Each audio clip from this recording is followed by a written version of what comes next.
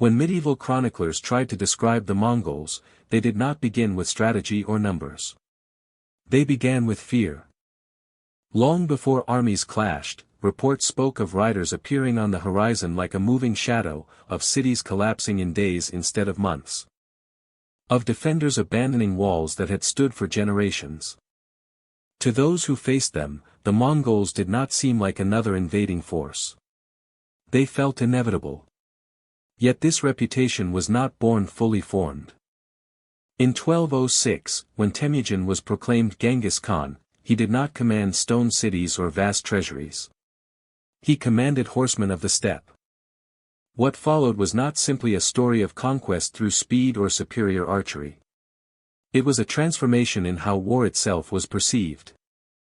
As campaigns expanded across Asia and into Europe, stories of annihilation traveled ahead of the cavalry. Rumor amplified reality.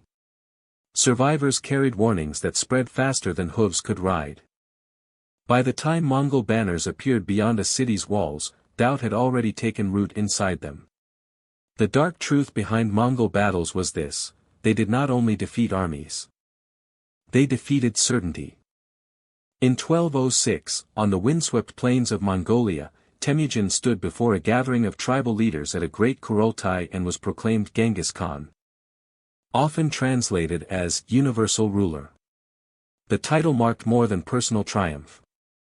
It signaled the birth of a new military system unlike anything the settled empires to the south and west had seen. For generations, the steppe had been divided by clan rivalries, shifting alliances, and bloodline loyalties. Leadership rose and fell with charisma and kinship. Genghis Khan dismantled that structure with deliberate precision. He reorganized his followers into a decimal hierarchy, units of 10, 100, 1,000, and 10,000. These formations were not symbolic.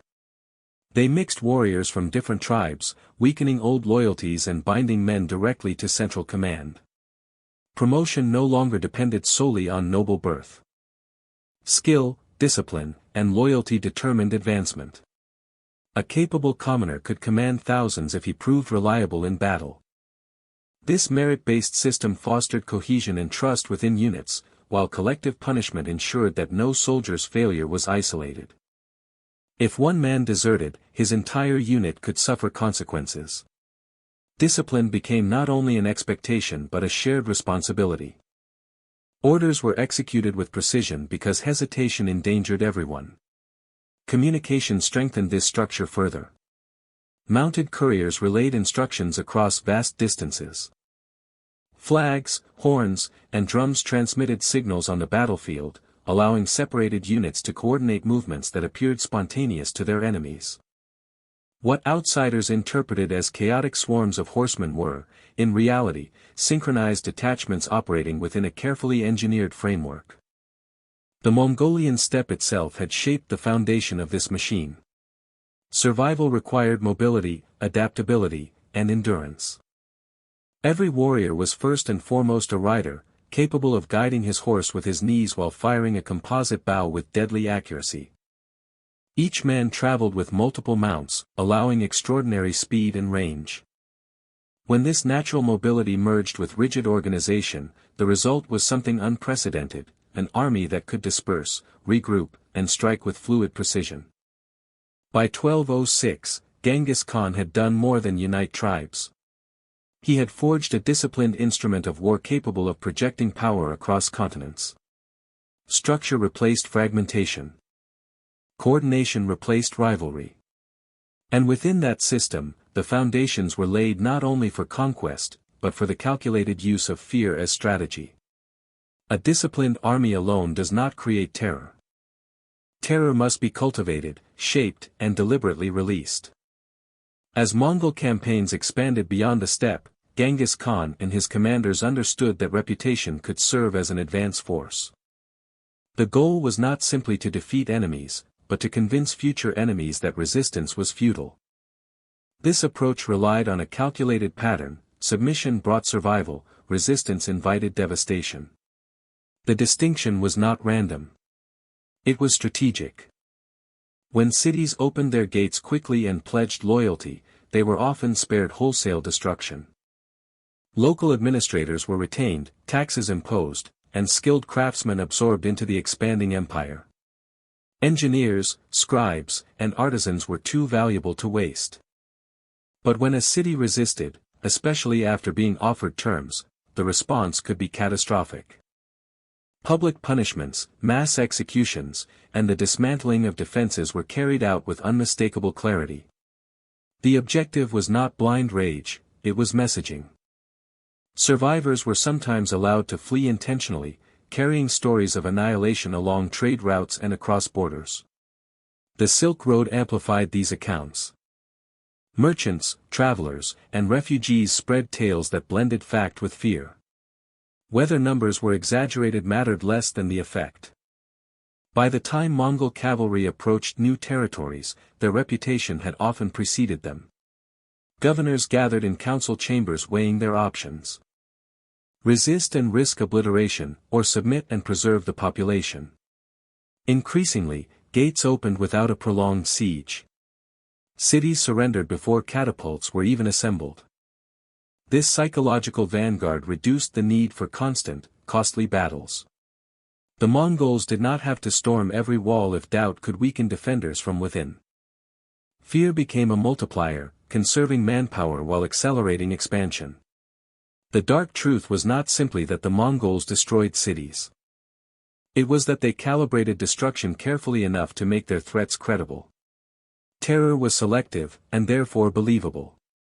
Over time, this reputation became self-sustaining. Each conquest reinforced the last. Each surrendered city confirmed the pattern. By the early 1220s, the Mongol army did not always need to demonstrate its full strength.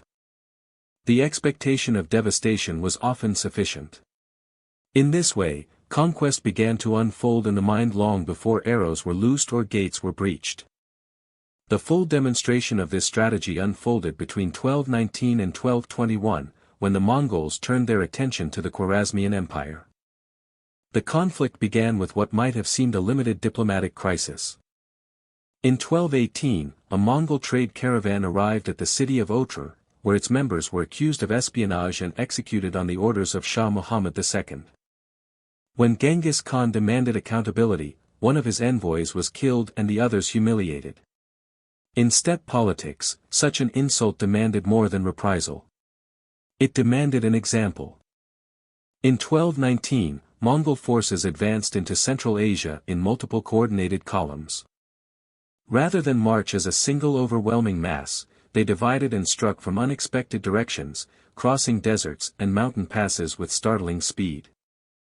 Cities that anticipated a frontal assault instead found themselves attacked from several horizons at once. The illusion of control collapsed quickly. Bokhara fell first.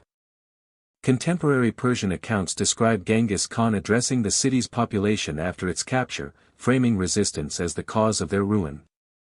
Whether the words were recorded precisely or embellished later, the message was unmistakable.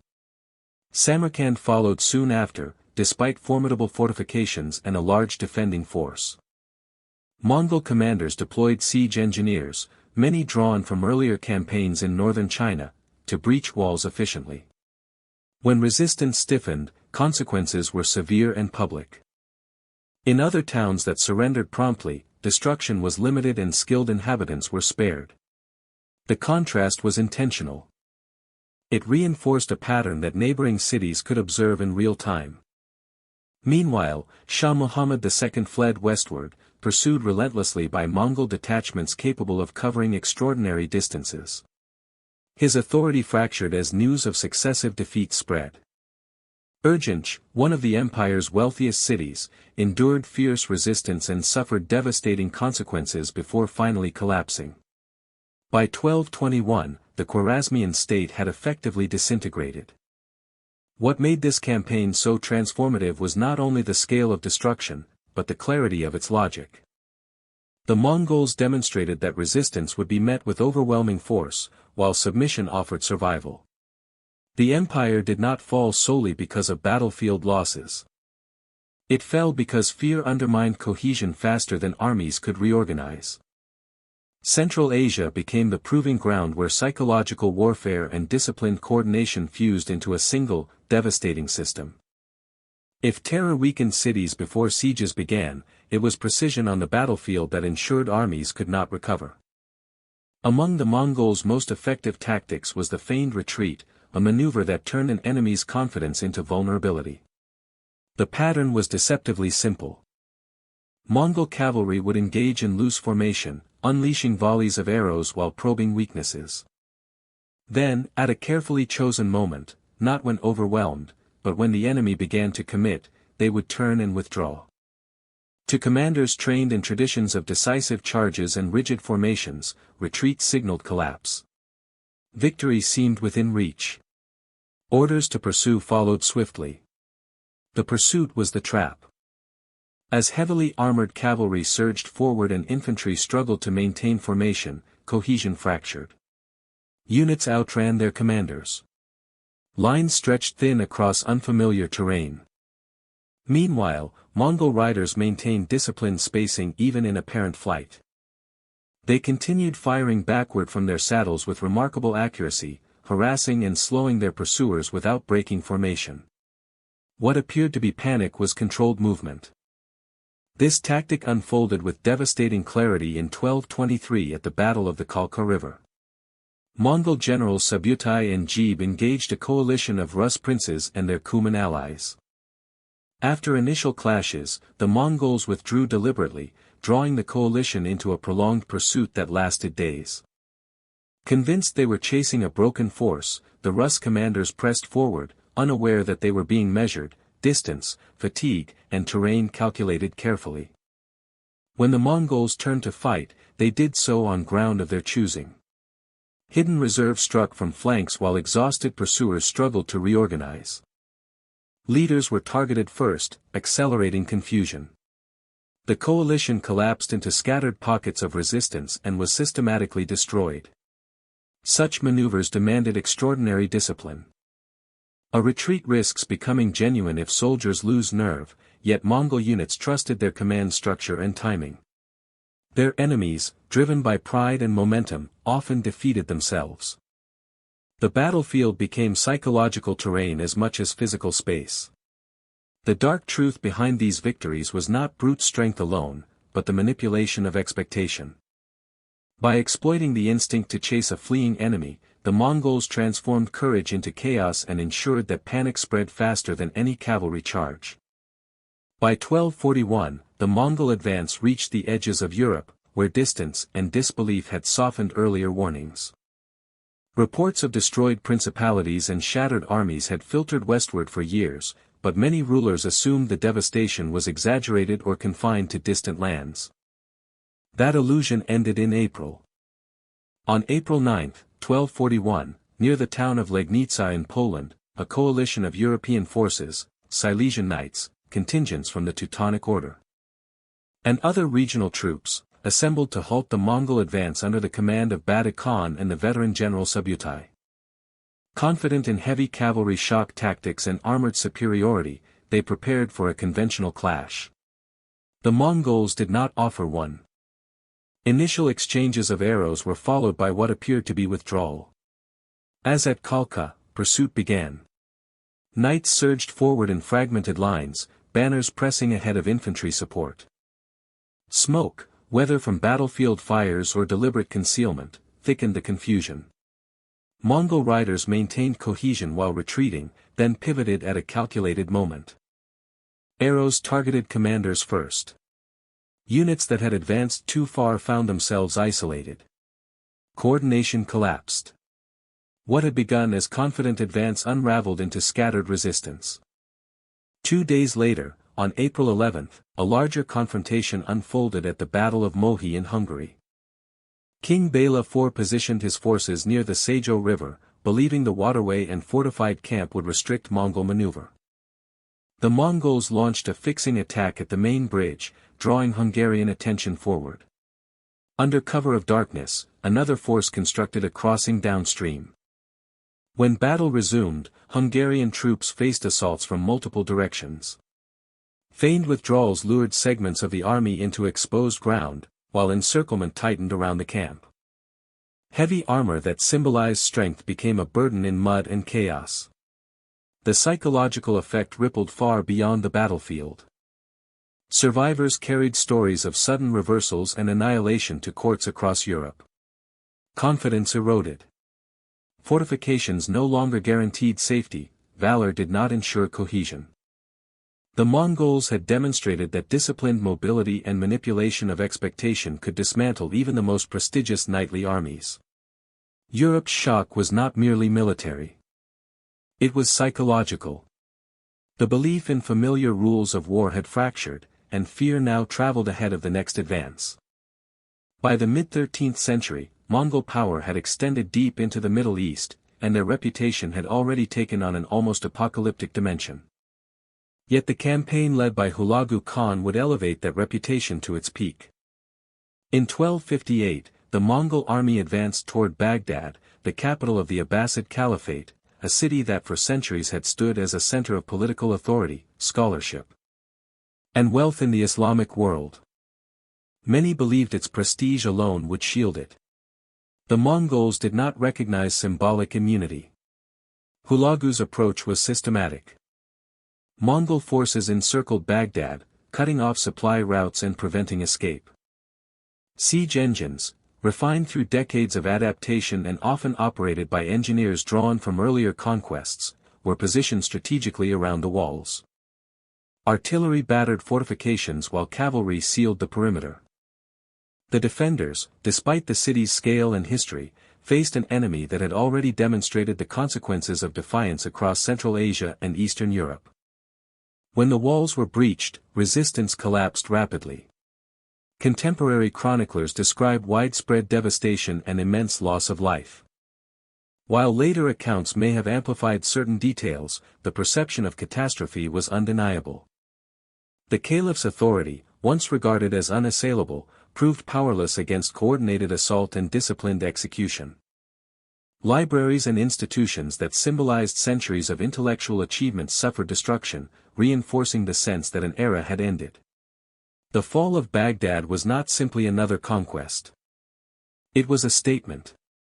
If a city of such stature could be dismantled within weeks, no fortress, no tradition, and no sacred status could guarantee protection. The submit or die precedent that had defined earlier campaigns was now unmistakable. Rulers across the region absorbed the lesson quickly. Resistance invited annihilation, submission offered incorporation into the Mongol system. Yet this display of total war carried a paradox. Fear had reached its apex, but sustaining such dominance required unity and momentum. Baghdad confirmed the power of psychological warfare on a grand scale, but it also underscored the burden of maintaining an empire built partly on terror. The message was clear, and it would echo for generations: the Mongols did not merely defeat armies, they dismantled certainties. In the end, the Mongols proved that fear could be as decisive as steel. Their victories were not accidental eruptions of violence, nor were they sustained by brutality alone. They were built on structure, discipline, intelligence, and a calculated understanding of human psychology. Cities fell not only because their walls were breached, but because doubt had already weakened resolve. Armies shattered not only under arrows, but under the shock of realizing they had been maneuvered into traps designed days in advance. Fear conserved Mongol strength, shortened campaigns, and accelerated expansion across continents. Yet fear demanded constant reinforcement. It required momentum, unity, and continued demonstration of power. As succession struggles emerged after the deaths of great Khans and the empire divided into competing khanates, the aura of inevitability began to fade. The Mongols remained formidable, but the unstoppable expansion slowed. What endured was the lesson. The dark truth behind Mongol battles was not simply destruction, it was perception. They mastered the ability to shape expectations before conflict began.